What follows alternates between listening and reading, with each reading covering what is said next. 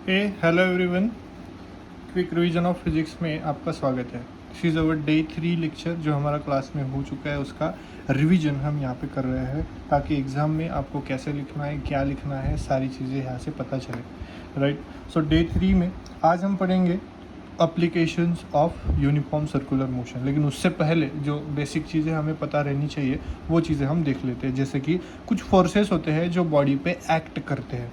First one is normal force, दूसरा उस body का weight, and third one is frictional force. सभी चीज़ों के बारे में जो एक एक चीज़ मैं बताऊंगा वो याद रखो and then you will conquer this forces. Right, तो सबसे पहले हमारी सिचुएशन ये है कि we are studying application of uniform circular motion. तो यूनिफॉर्म सर्कुलर मोशन का अप्लीकेशन अगर आपको करना है तो आपको यूनिफॉर्म सर्कुलर मोशन के बारे में पता रहना चाहिए। तो डे 1 डे 2 के लेक्चर्स आप देख लो, अगर आपने देखे नहीं होंगे तो आपको डिस्क्रिप्शन में मिल जाएंगे। राइट, तो कोई भी ऑब्जेक्ट जब ए सर्कमफरेंस के अलॉन्ग कांस्टेंट स्पीड से अगर रोटेशन करता है, एक मिनट,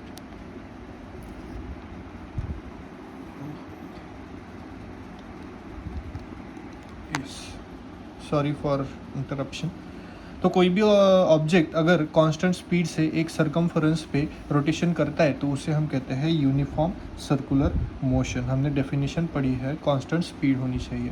अब यहाँ पे जब वह सर्कुलर मोशन परफॉर्म करता है तो हमने क्या डिसाइड किया था, दो फोर्सेस पढ़े थे। एक फोर्स जो बाहर की तरफ लगता है, तो बाहर की तरफ फोर्स सर आप ऐसे ही क्यों दिखा रहे हो, आप बाहर की तरफ ऐसे भी तो दिखा सकते हो। राइट, ये देखो ना, ऐसे भी दिखा सकते हैं, ऐसे। लेकिन हमने पढ़ा है वह फोर्स जो है हमेशा अलोंग द रेडियस लगता है, तो अलोंग द रेडियस यही डायरेक्शन होगी, and that force is called centrifugal force. Yes, correct.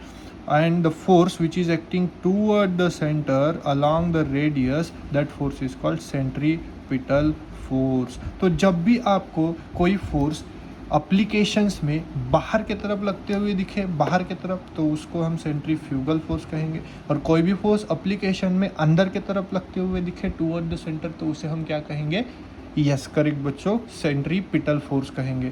तो कैसे, अब हम यहाँ पे सेंट्रीपिटल फोर्स और सेंट्रीफ्यूगल फोर्स का फार्मूला हमने लास्ट लेक्चर में नहीं लिया था, तो यहाँ पे हम देखने वाले हैं सेंट्रीपिटल फोर्स का फार्मूला क्या होता है। It is mv² upon R. Yes correct, हमने क्लासेस में पढ़ा था mv² अपॉन आर, या फिर क्या भी हो सकता है, यस m आर,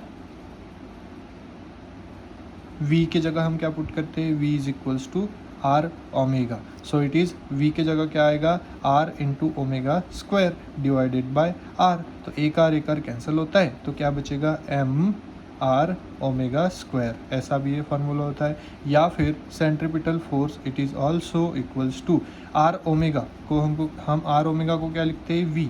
तो इसको मैं कैसे लिख सकता हूँ, m, yes, R omega, omega का स्क्वायर है तो और एक ओमेगा, तो यहाँ पे फार्मूला होगा M V omega. So this is just a representation, आपको जैसे दिखाना है वैसे आप दिखा सकते हो। This is third formula, this is second formula, and this one is first formula, that is mv² upon R, M R omega square and M V omega. Right, कोई भी आप इसमें से फार्मूला जो है लिख सकते हो।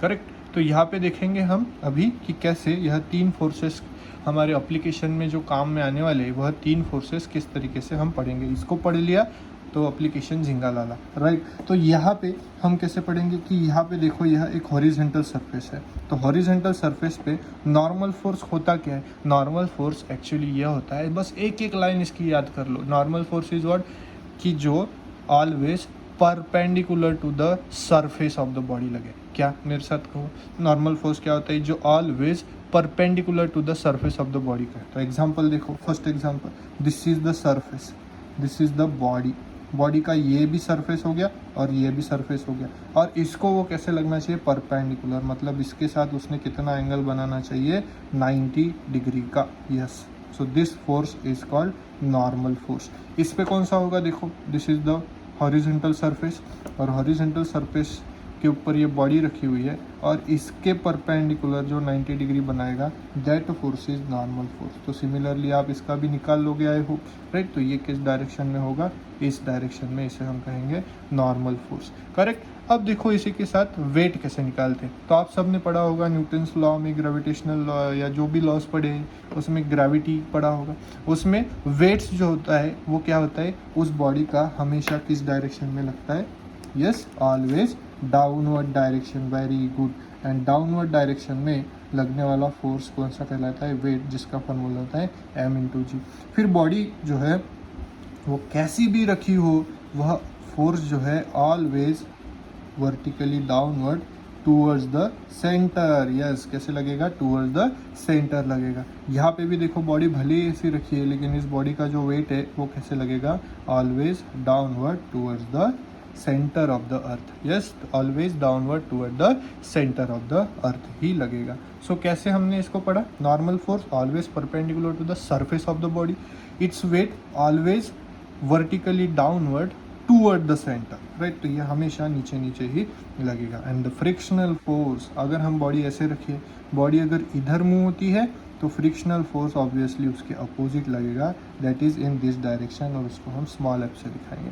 बॉडी ऐसी रखी हुई है समझो, राइट, और बॉडी इधर जा रही है तो फ्रिक्शनल फोर्स जो है इस डायरेक्शन में लगेगा, that is we can call it as a F, small F. Body ऐसे रखिए, बॉडी अगर इस डायरेक्शन में जा रही है तो फ्रिक्शनल फोर्स जो है इस डायरेक्शन में लगाएंगे, that is small F. And that frictional force का फॉर्मूला होता है F is equals to mu into N, where mu is the coefficient of static friction and N is the normal force. It's weight, weight का क्या formula होता है, wait का formula होता है mass into acceleration due to earth gravity. And normal force तो N से ही डिनोट करते हैं, वो हमने यहाँ पे लिखा ही है। तो यह तीन फोर्सेस अगर आपको याद है तो हम इजीली जो है एप्लीकेशन कर सकते हैं। तो इसके एप्लीकेशन जो है हम देखेंगे नेक्स्ट सेशन के अंदर।